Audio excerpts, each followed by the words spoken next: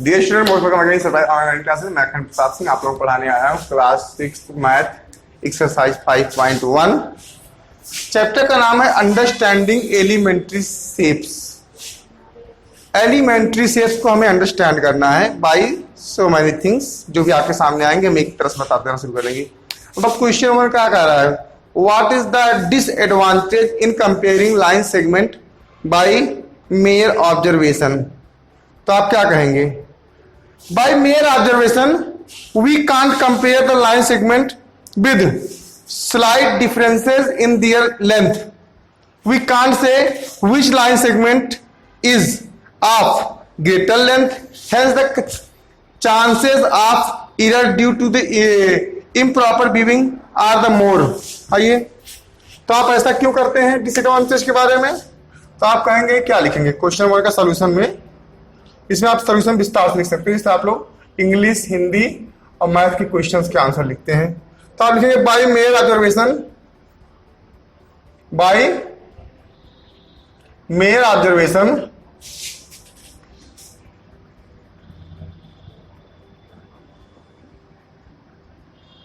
we can't compare the line segment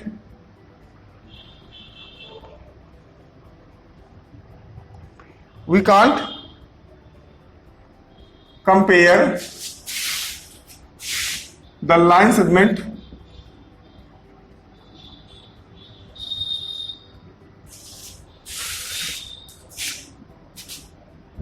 with slight differences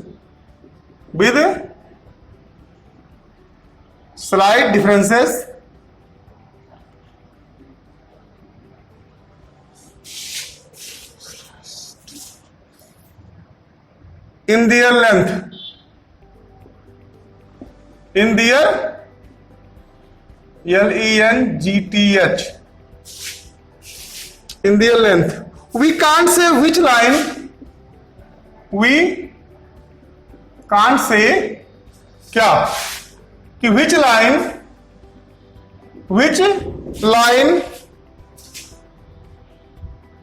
segment is of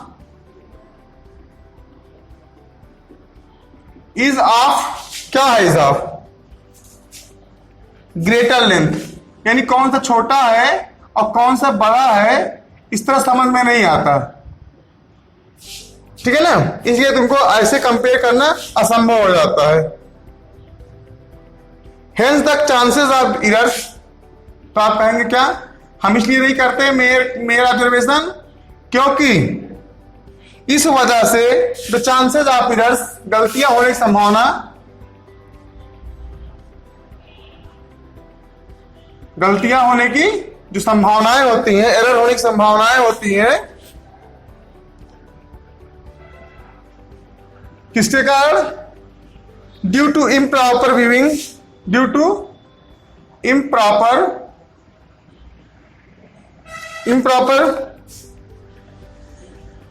viewing are more बहुत ज्यादा हो जाती हैं। फिर क्वेश्चन 2 कह रहा है, why is it better to use a divider than a ruler. Divider को ज्यादा यूज करना क्यों बेहतर होता है रूलर की अपेक्षा।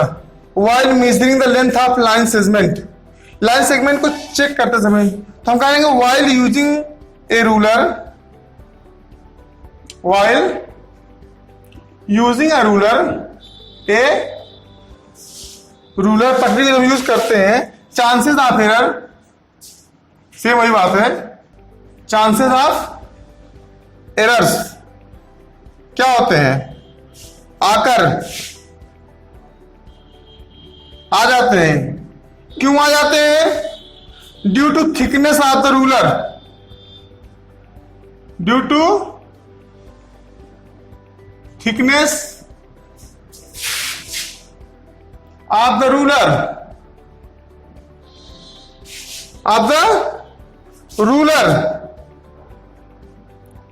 And angular viewing, and angle जानते हैं ना, उसे बना एंगुलर व्यूइंग।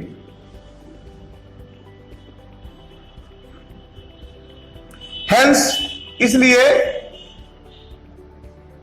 अब आप समझते होंगे साफ साफ कि सीधे सीधे पटरी से नापेंगे कहीं मोटा कहीं पतला हो सकता है, ठीक है। लेकिन अगर आप जब उसको डिवाइडर से रखेंगे तो सीधे सीधे उन्हीं पॉइंट्स को टच करता है जो आपकी लाइन में दिया गया है। Hence using divider accurate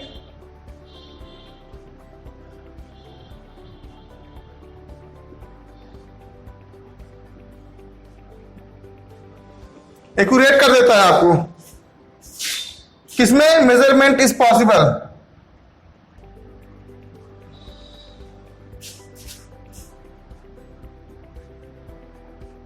measurement is possible, okay. तो अब दो क्वेश्चन जो आपने अब तक देखे हैं उसमें साफ साफ कहा जा रहा है कि पहले में क्या कह रहा है कि मेयर ऑब्जर्वेशन क्यों नहीं कर सकते हैं, क्योंकि मेयर ऑब्जर्वेशन में कोई कौन सी लाइन बड़ी है कौन सी लाइन छोटी है ये समझ में नहीं आता। अगर हमारा लिखा गया हो कि A B 5 centimetre C D 6 centimetre समझ में आ जाए, लेकिन अगर ऐसा ना दे करके कुछ इस तरह पूछ ले, अब आप बताइए ए बी और सी डी में बड़ा कौन है और छोटा कौन है, समझ में कम आ रहा होगा ना। बस इसी कार से दूसरा कह रहा है कि while using A ruler chances of error आकर ड्यू टू थिकनेस। क्यों, आपका रूलर होता है मोटा सा पटरी होता है, आप पटरी होगी ना, ऐसे करके दो पॉइंट्स के बीच में जो भी डिफरेंसेस पता लगाने होते हैं, इसमें मोटापा पतलापन के नाते कुछ भी कहीं भी कम ज्यादा हो सकता है। देखो ये मैथ है, इसमें पॉइंट या इंच की भी गलती नहीं मानी जा सकती सही। और जब आप कंपास में डिवाइडर यूज करते हैं तो डिवाइडर से आप नाप लेते हैं, इस पॉइंट को दोनों को मिला देते हैं आपस में, तो आपकी गलतियां होने की संभावना सबसे कम हो जाती है, ठीक है। आपको इन दो पॉइंट को पकड़ना, तो आपने दो पॉइंट्स को पकड़ के धीरे से दोनों को पुशअप कर दिया, उसमें बहुत पतलापन होता है, सीधे सीधे एक्यूरेसी उठाता है वो। ड्रा एनी लाइन सेगमेंट से ए बी, एक लाइन ए बी खींचना है। Take any point C lying in between A and B, ठीक। Measure the length of A B B C A C, is A B is equal to A C plus C B. तो चलिए शुरू करते हैं हम नई बकवास में क्वेश्चन नंबर 3 के साथ। क्वेश्चन नंबर 3 के साथ, तो क्वेश्चन नंबर 3 क्या कह रहा है आपका, कह रहा है एक लाइन ए बी खींचिए। चलिए हमने खींच दिया ए बी, इस पे कोई पॉइंट सी ले लीजिए, ले लिया, सी हमने ले लिया।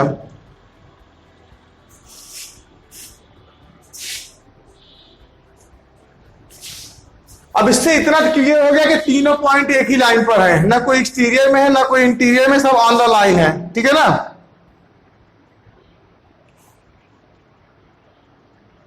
अब हम साफ साफ कह सकते हैं कि जब भी हम इस लाइन को यानी ए बी को, ये पूरी लाइन क्या है ए बी है, ए बी निकालने के लिए हम क्या करेंगे, पहले ए से सी तक, फिर सी से बी तक, फिर सी से बी तक, यानी A C plus C B is equal to A B.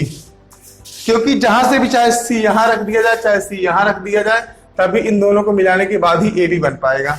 तो आपका सीधे सीधे जाता है A B is equal to A C plus C B, okay, A C plus C B, यानी A C plus C B is equal to total A B, okay.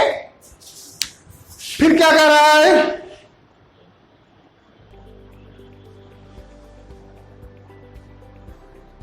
हम यहां पर पटरी लेकर तो बैठे नहीं हैं, ठीक है। अगर हम पटरी लेकर बैठते तो इसको बेहतर समझा सकते हैं। तो मेरे हिसाब से ये हो गया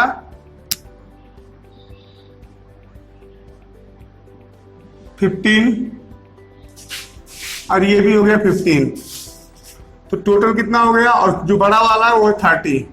हम देख लेते हैं, ए बी की लंबाई 30 है, अगर ए सी जो है 15 है, इसको 14 और 16 मान लेते हैं, 14 और 16 कर लेते हैं एक पल के लिए।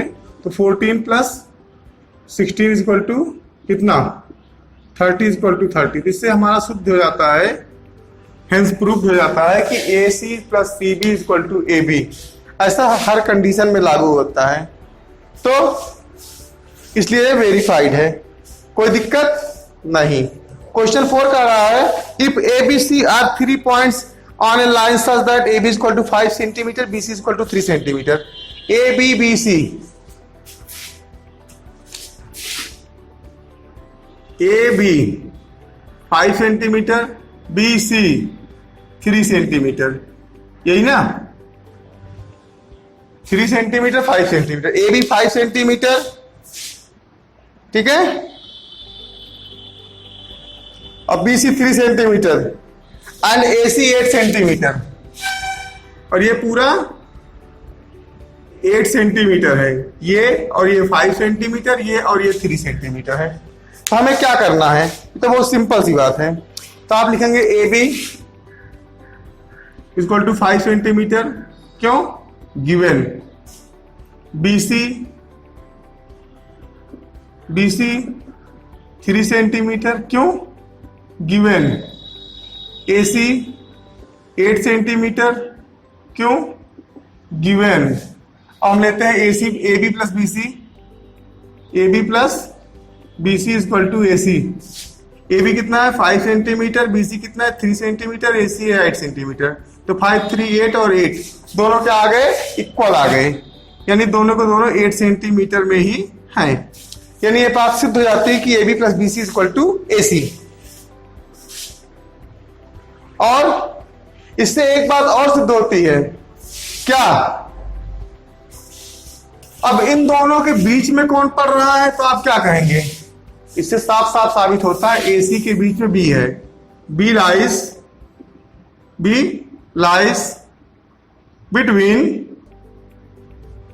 बिटवीन ए एंड सी, यानी ए सी पर ये बी भी आकर रुकता है। अब आता है क्वेश्चन नंबर आपका 5। क्वेश्चन 5 क्या कह रहा है, क्वेश्चन 5 आपका कह रहा है verify whether D is the mid point of A G. देखते हैं इस फोटो को, 0 से लेके 7 तक, ठीक है, दिख रहा है 0 1 2 3 4 5 6 7, ये हो गया ना, कितना आपको दिख रहा है। तो अब 1 से लेकर के जी तक 7 हो गए ना, A B C D E F G, ये आपको साफ साफ नजर आ रहे होंगे ना, A B C D E F G आपको साफ साफ नजर आ रहा है। Verify whether D is the mid point of A G. हमें क्या है, वेरीफाई करना है D is the mid point of A G. चलिए अब इनकी लंबाइयां सामने हैं, A B plus B C plus C D, A B plus B C plus C D is equal to D E plus E F plus F G. 1 + 1 + 1 इनको 1 1 मान लेते हैं, इक्वल टू 1 + 1 + 1, ये कितना हो गया 3 इक्वल टू 3। अगर D तीनों में कॉमन हो जाता है और दोनों की तरफ 3 3 का गैप है तो डेफिनेटली ये मिड पॉइंट ऑटोमेटिक हो गया। लेकिन अगर आप चाहें तो इसको अन्य तरीकों से भी सॉल्व कर सकते हैं, ये 3 यूनिट और ये 3 यूनिट। अब मैंने आपको इसको बहुत अच्छे से समझा दिया है, आई होप कि आपको अच्छी तरह समझ में आ भी गया होगा। अब आप मोबाइल का स्क्रीनशॉट भी ले सकते हैं और इसको अपना उतार सकते हैं। आगे चलें, आगे हम चलते हैं क्वेश्चन नंबर 6 पर। ओके, क्वेश्चन नंबर 6 आपका कह रहा है, क्या कह रहा है question number 6, if B is the mid point of A C and C is the mid point of B D. Hello, if B is the midpoint of AC,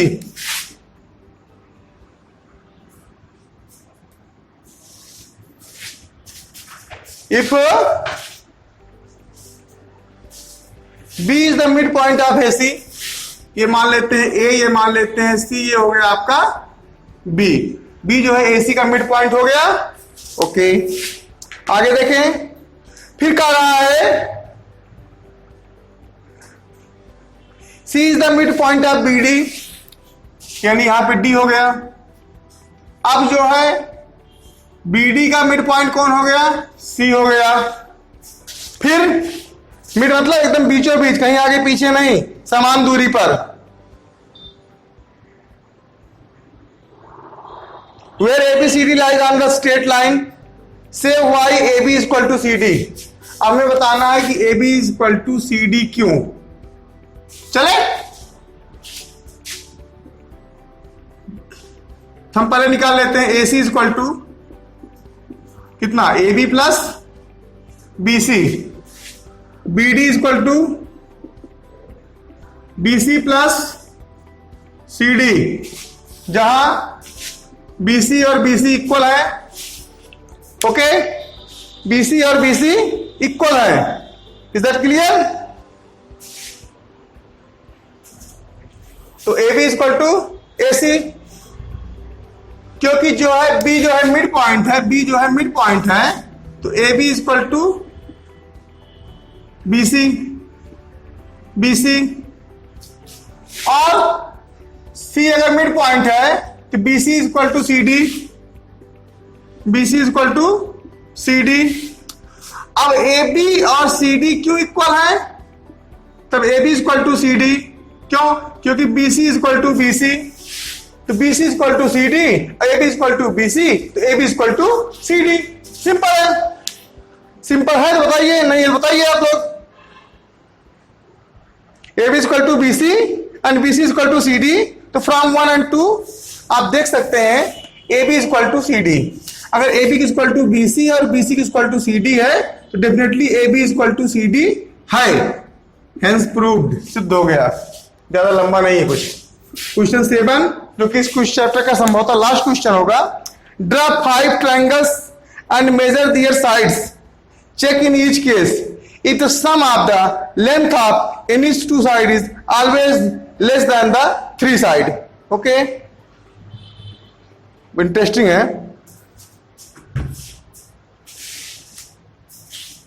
चलिए शुरू करते हैं हम लोग। क्वेश्चन 7 में कितने बनाने हैं हमको, 5 बनाने हैं। कितने बनाने हैं, 5। क्या हम एक बना दें, आप लोग 5 बना लेंगे?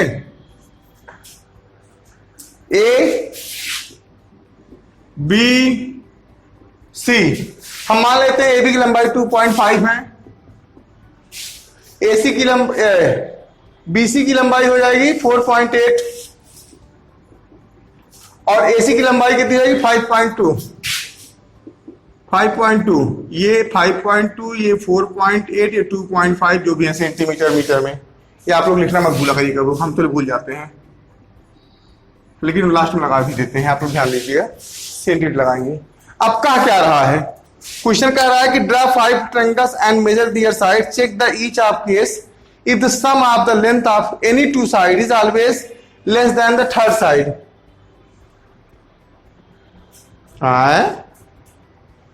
करते हैं, चलिए। ए बी और ए सी, ए बी और बी सी जोड़ लेते हैं। A B plus B C, किसी नतीजे में नहीं पहुंचते पहले। 2.5 प्लस 4.8, तो 8, 5, 13 कैरी 1, 4, 2, 6, 1, 7, 7.3। और ये कितना है, ए सी कितना है 5.2। तो क्या हो गया, ये छोटा हो गया क्योंकि ये बड़ा हो गया, क्योंकि ये बड़ा हो गया। किससे, 5.2 तो 3rd साइड से। ठीक है, हाँ, स्क्वायर करने की बात अलग होती है, स्क्वायर में तो इक्वल हो जाता है, तब तो माना जाता है। तो हम समझ सकते हैं कि इतना करने के बाद A B plus B C equal to कितना हो गया 7.3 centimetre. 7.3 centimetre is greater than 5.2 centimetre. Hence the sum of any 2 sides of triangle is greater than the 3rd side. हमेशा याद रखिएगा, sum of 2 side always greater than 3rd side. Sum of 2 sides always greater than 3rd side. Always greater than 3rd side. आपको 5 cases की बात कर रहा है, हम शॉर्टकट में कुछ केसेस देख लेते हैं और आपसे थोड़ा ओरली बातचीत कर लेते हैं, ठीक है ना। जैसे मान लेते हैं पी क्यू आर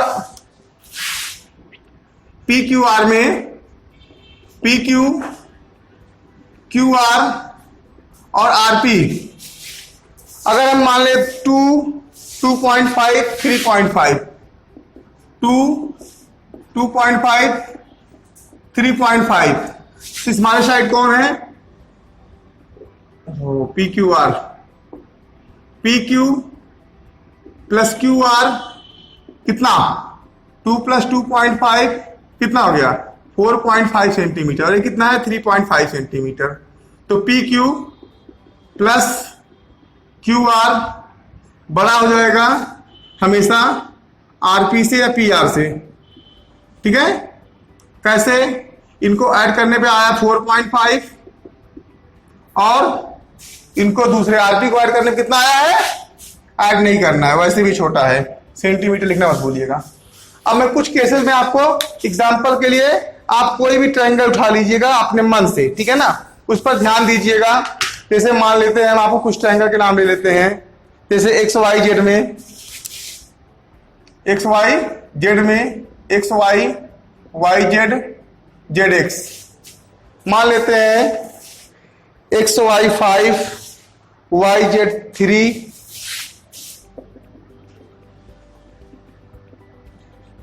और एक्स जेड कितना 6.8 सेंटीमीटर। तो आप देखेंगे इसमें भी सेम केस लागू होगा, ये बड़ा हो जाएगा इससे। इसी तरह आप लोग देख दो एग्जांपल और देख सकते हैं, कोई भी हो गया यम एन यस में यम यन यस में यम एन यन यस यम में हम मान लेते हैं 2.74 सेंटीमीटर 2.74 सेंटीमीटर और लास्ट साइड कितना हो जाएगा आपका 4.7 सेंटीमीटर, ठीक है। एग्जाम्पल 1 एग्जाम्पल 2 एग्जाम्पल 3 में आप खुद करके देखिए, 4 में खुद करके देखिए और एग्जाम्पल 5 मान लेते हैं हमारे पास कोई फ्रैक्शन है जिसका नाम है, क्या नाम है, KLM जहां KL LM और KM तीन हो गए ना, KL LM और KM।